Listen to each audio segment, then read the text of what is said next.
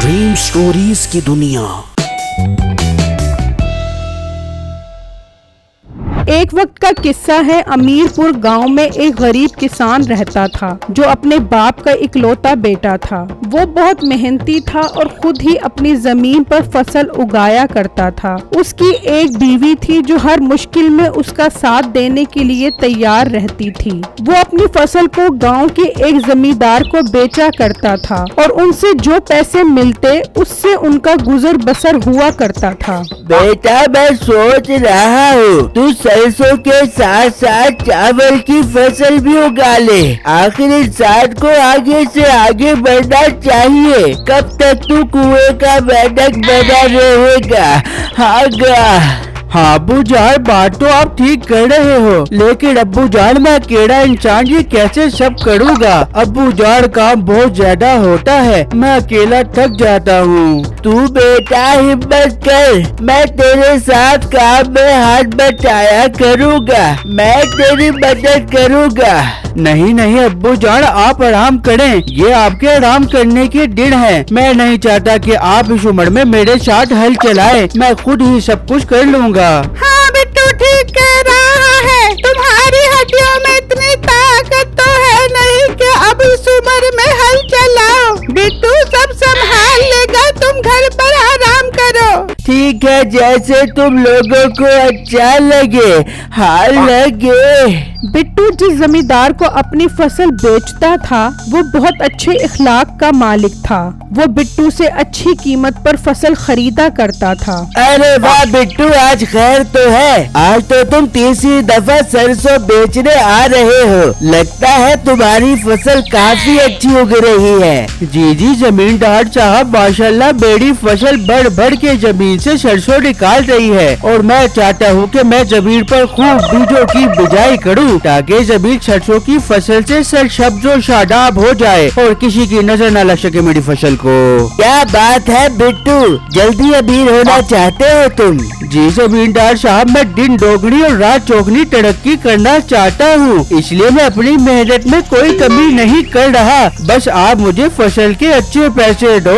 क्यों नहीं बिट्टू, तुम्हें तुम्हारी मेहनत का अच्छा मुआवजा मिलेगा। इस जमींदार व्यापारी के साथ एक और मीठे नाम का व्यापारी भी था जो बहुत खड़ूस और बदमिजाज किस्म का इंसान था और यही चाहता था कि गांव के सभी लोग सिर्फ उससे ही अपनी फसल बेचें। देख लो बेटा साहब, ये मोटा कैसे भाग भाग कर उस जमींदार को अपनी फसल बेचता है। एक दफा भी आपके पास नहीं आया। हाँ गुल्ली, तू ठीक कह रहा है। मुझे इस मोटे के पेट की गैस निकालनी पड़ेगी। बहुत गैस इसके दिमाग को चढ़ रही है। हाँ सर जी, इसकी सारी गैस निकाल कर इसे पंचर कर दो। बहुत अकड़ता है अपनी सरसों की फसल पर, इसकी सारी अकड़ निकाल दो। तू फिक्र न कर गुल्ली, मैं अकड़ इसके दिमाग से निकालूंगा और गैस इसके पेट से, और इसे ऐसा लीक करूंगा कि ये मोटा पंचर लगवाने के काबिल भी नहीं रहेगा। मीठा चाहता था कि बिट्टू कम कीमत पर उसे अपनी फसल बेचे और सबसे कम कीमत पर फसल खरीद कर वो अमीर कबीर इंसान बन जाए। शाम में जब मीठा घर जाता है तो उसकी बीवी कहती है,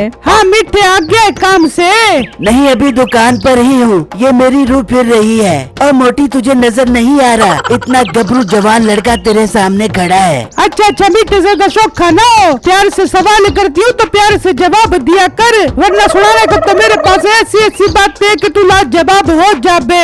अच्छा अच्छा बेगम, ज्यादा बातें न कर, मेरे लिए खाने का इंतजाम कर, बहुत जोर की भूख लग रही है। मीठे, खाना तो मैं तेरे लिए लगा दे दूंगी। पहले मुझे एक बात तो बता, तिजोरी से ये पैसे कम क्यों होते जा रहे हैं? कहाँ पैसे उड़ा रहा है तू? बेगम बस ना पूछ, सारे लोग उस जमींदार को अपनी फसलें बेचना शुरू हो गए हैं। इसी वजह से आजकल काफी लॉस हो रहा है। तो मीठे, जब तू हाथ में छुरी लेके बैठेगा तो लोग तेरे पास कहाँ से आएंगे? अच्छी कीमत लगाएगा तो लोग तेरे पास आएंगे ना, ऐसे तो तेरे पास नहीं आने वाले। बस बस इतनी नेक न बन, आई बात समझ। अच्छी कीमत पर खरीद कर खुद गरीब हो जाऊं, वाह तेरे सदके जाऊं। बेगम घी अगर सीधी उंगली से ना निकले तो उंगली टेढ़ी करनी पड़ती है। मैंने इस चीज का हल सोच लिया है, अब देख मैं क्या करता हूँ। मीठे, जो कुछ करी सोच समझ के करी, ऐसा ना हो कि तुझे लेने के देने पड़ जावे। बेगम तू फिक्र न कर, मैं ऐसा काम करूँगा कि तू पैसे गिनते गिनते थक जाएगी। अरे वाह मिट्टे, क्या खूबसूरत बात की है, दिल खुश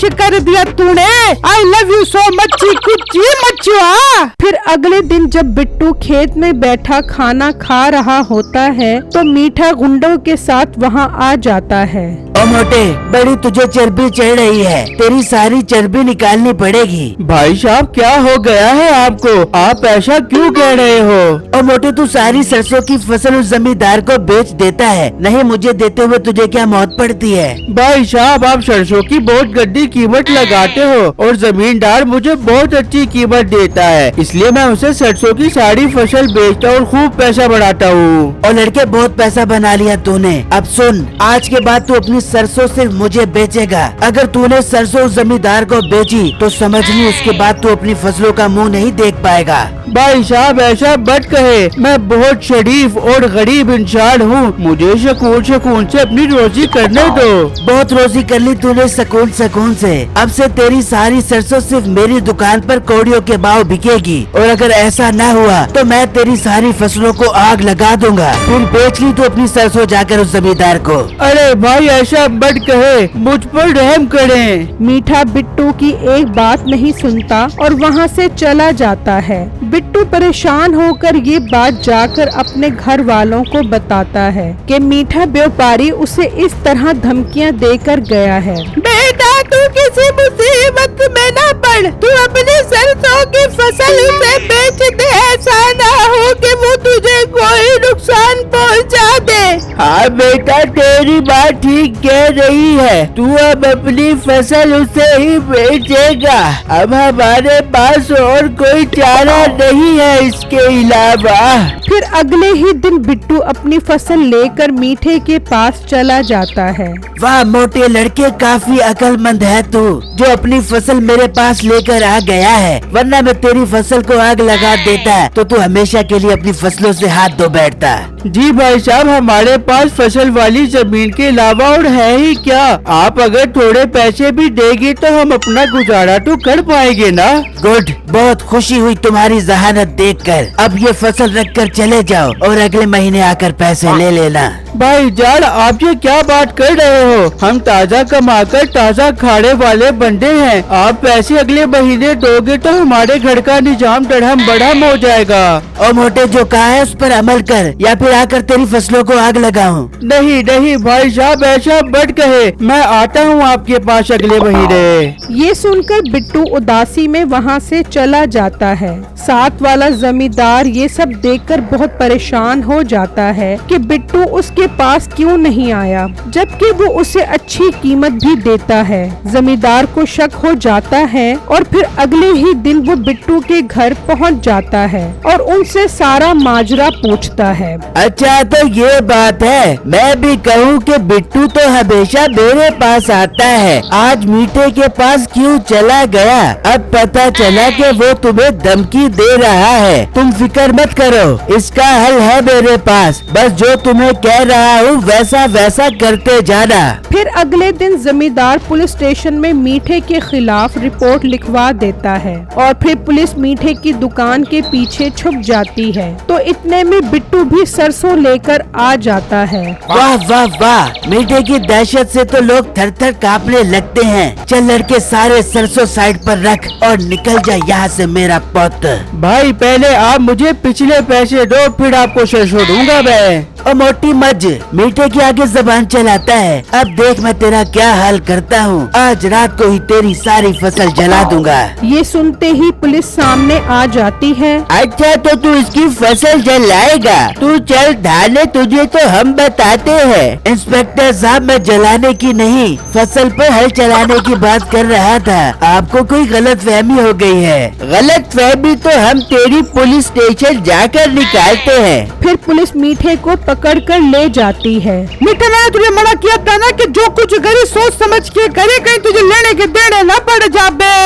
ओ बेगम, मुझे थाने से निकाल वरना मैं मर जाऊंगा। मुझे कमेंट बॉक्स में जरूर बताइएगा कि आपको मेरी स्टोरी कैसी लगी। शुक्रिया।